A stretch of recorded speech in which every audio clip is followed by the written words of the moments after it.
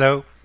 We are going to continue the chapter about estimation. So, this page summarizes what we learned in the previous lecture. I started with reviewing the basic concepts of population and sample, and then I contrast the terms parameter and statistic. The idea is we'd like to know the population, some aspect of the population, which is a parameter, but the population is not available. So it's available only when you have an infinite number of observations, which is not available. So uh, instead of an infinite number of observations, you have a finite number of observations, which are the sample. So sample is, you can think of data, and the what you calculate from the sample counterpart of the parameter is called statistic. So population is the target, and sample is what you have, right? So I and then when you estimate something, we learned what's a good estimator. The conclusion is that a good estimator must be unbiased and efficient. So unbiasedness is about the expected value of the estimator, and the efficiency is about the standard deviation of the estimator. And I summarized those two concepts using this image, right? So unbiased and efficient. It's like efficiency means like they are close to each other. The results are close to each other, and unbiasedness means the center, the 0 point is correctly at the center, right? So uh, and like there are actually more than two criteria, but these two criteria are the most important and most basic fundamental criteria for uh, good estimators, desirable estimators. And I did not prove, and I will not prove it, but remember, it's worth remembering that, and it's very intuitive to understand. So suppose that we are interested in the population mean, which is the most common parameter we use in our daily life. So the population mean is what we want to know. Then then and then mathematically, the sample mean is the best estimator for it.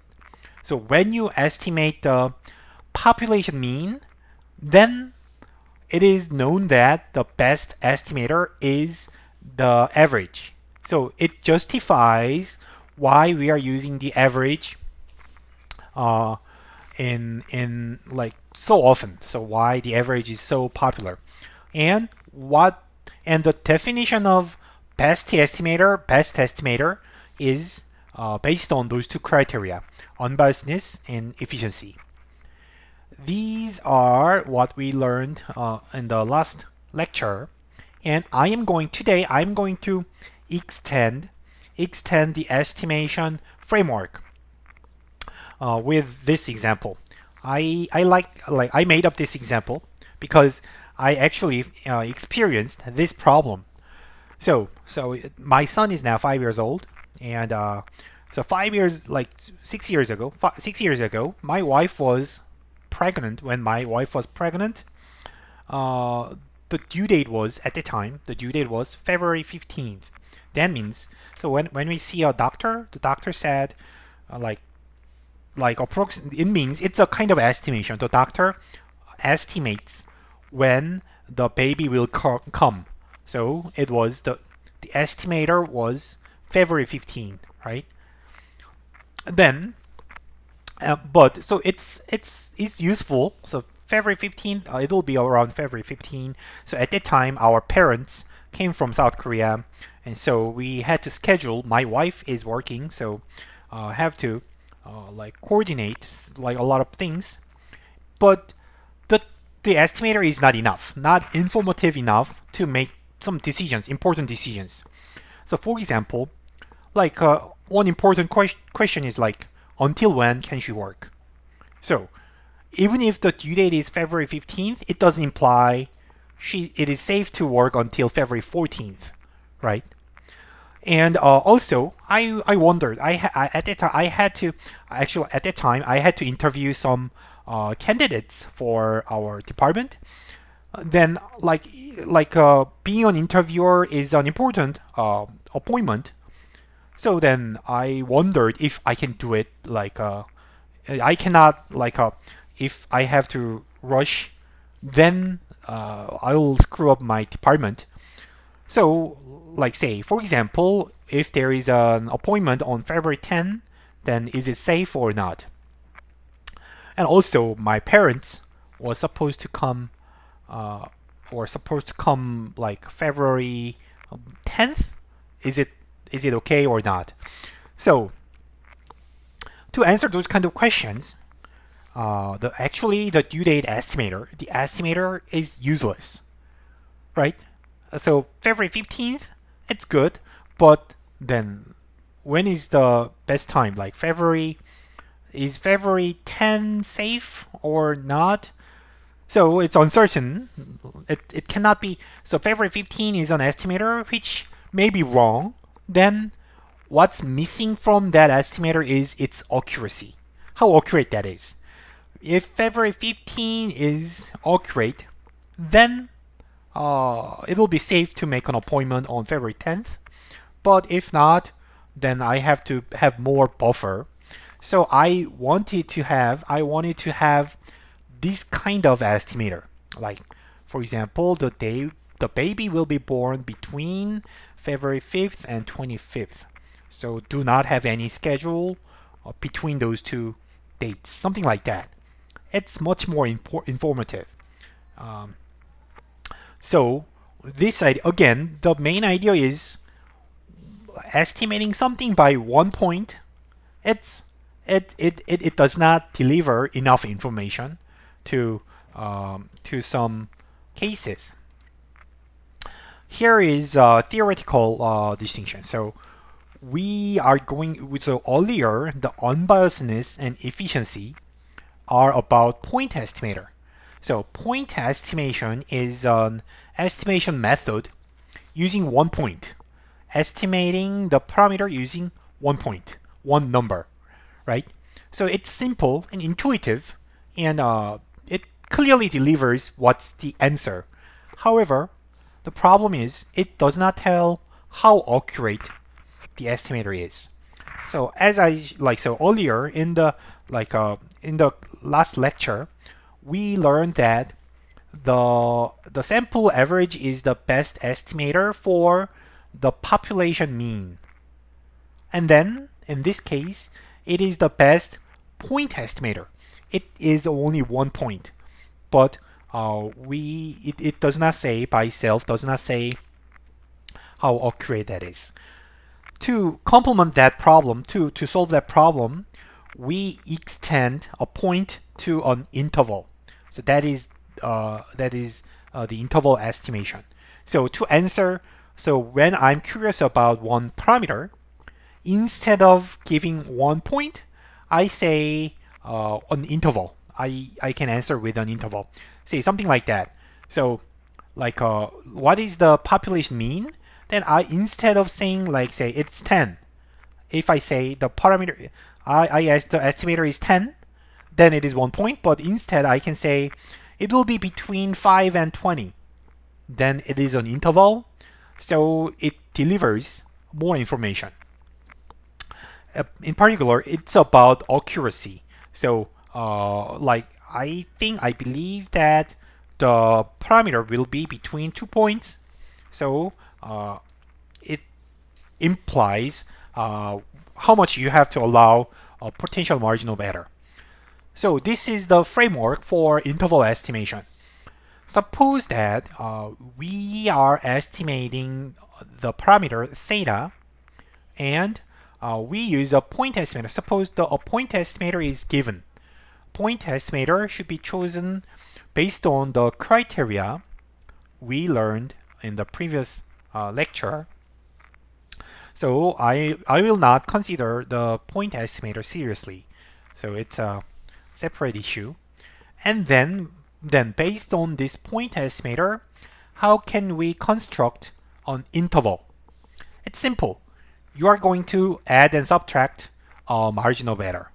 So I will use m for the margin of error. So say I think so for example, I estimate the mean as 10, but I have to allow a margin of error with say 5. So then the point is one point estimator is 10, but you allow plus minus 5, so an interval estimator becomes 5 to 15, right? Simple.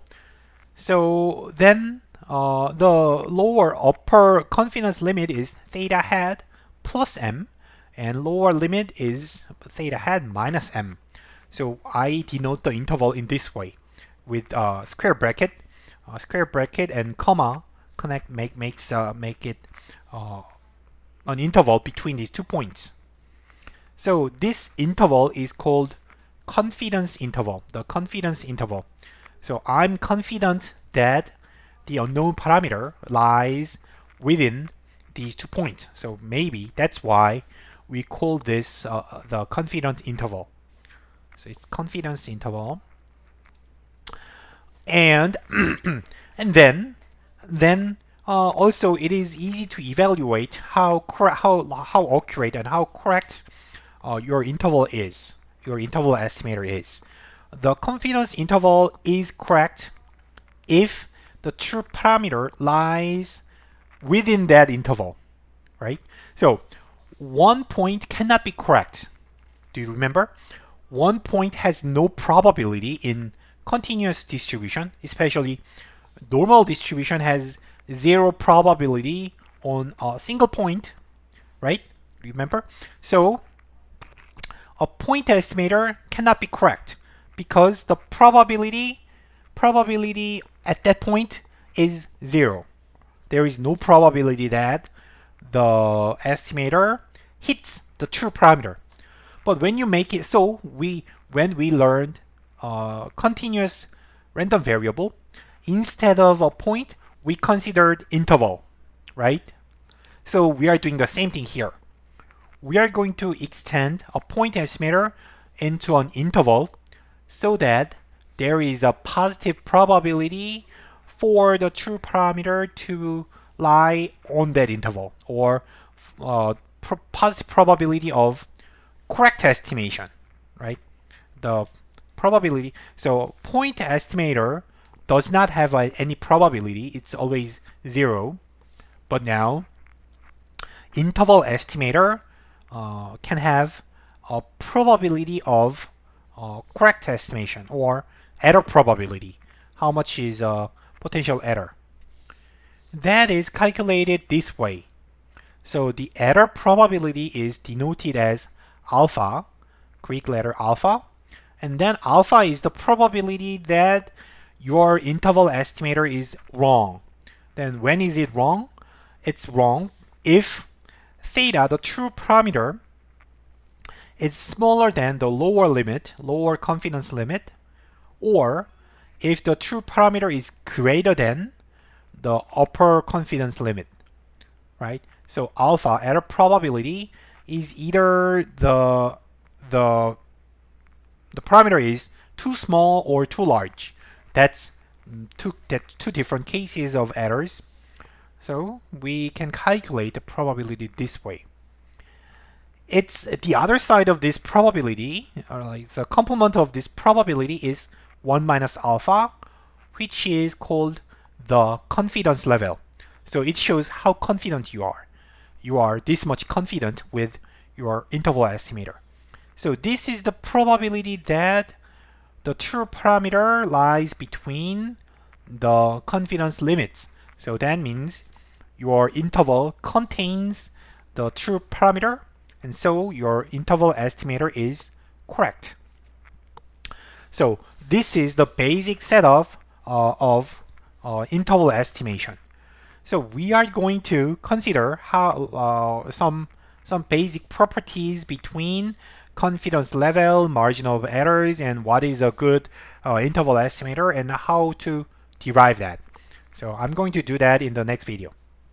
See you later.